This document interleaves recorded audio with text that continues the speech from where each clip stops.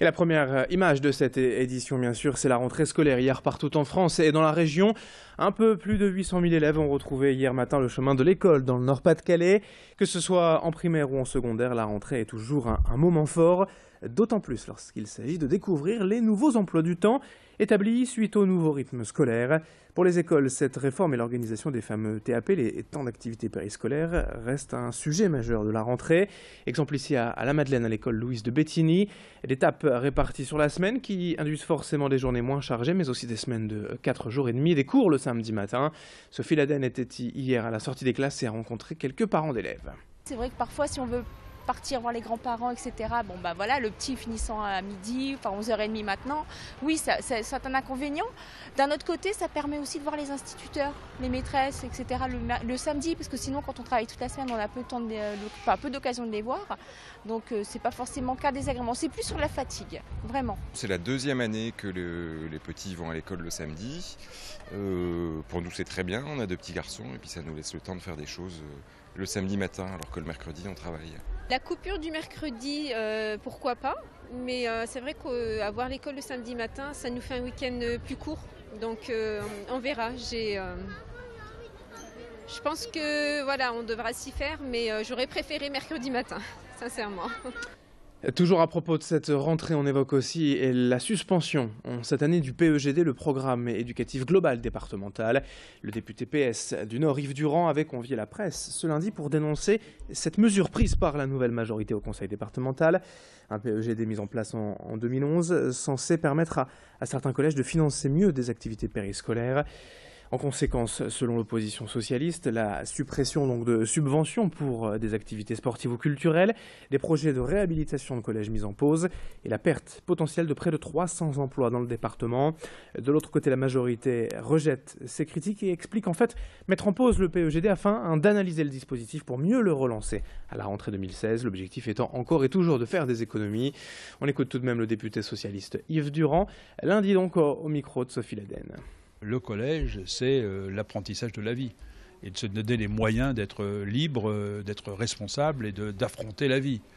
Et tout ça, ça doit se faire en collaboration. Bien sûr, l'école et le collège en est les premiers responsables, mais ça doit se faire aussi en coéducation avec les parents et avec toutes les associations, ce qu'on appelle le périscolaire, toutes les associations qui font aussi actes d'éducation, œuvres d'éducation, le théâtre, le sport, le cirque, jouer aux boules, jouer aux cartes, tout ça, ça participe de l'éducation.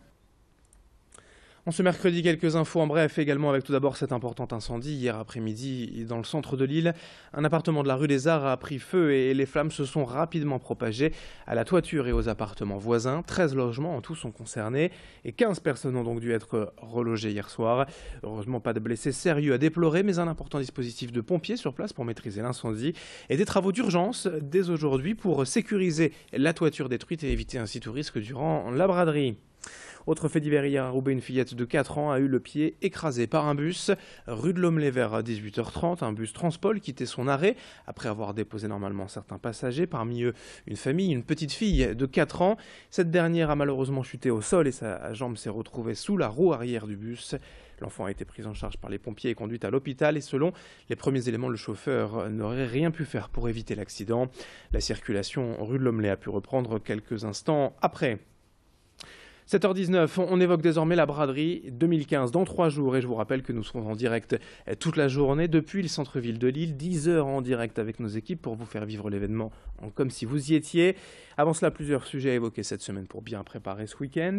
2 millions de personnes sont attendues du vendredi au dimanche et comme chaque année, Transpol est sur le coup pour permettre à tous les bradeux de se déplacer facilement.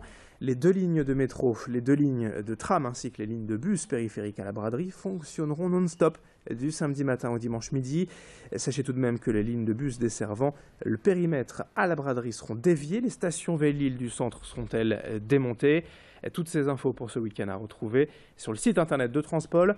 Le plus important, si vous souhaitez en profiter, c'est ce pass spécial braderie.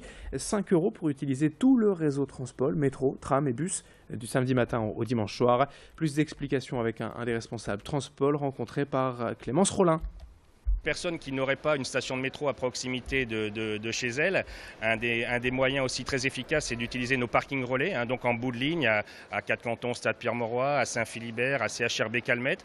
On prend sa voiture depuis chez soi, on vient se garer en toute sécurité dans ces parkings et on finit le petit bout de trajet qui reste en métro et on est déposé en plein cœur de la braderie. C'est aussi un moyen très efficace pour accéder à la braderie de Lille.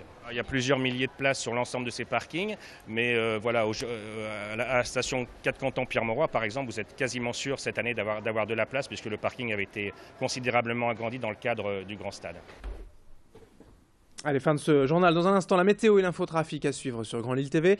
7h21 en ce mercredi matin. Très bon réveil et belle journée à toutes et à tous en notre compagnie.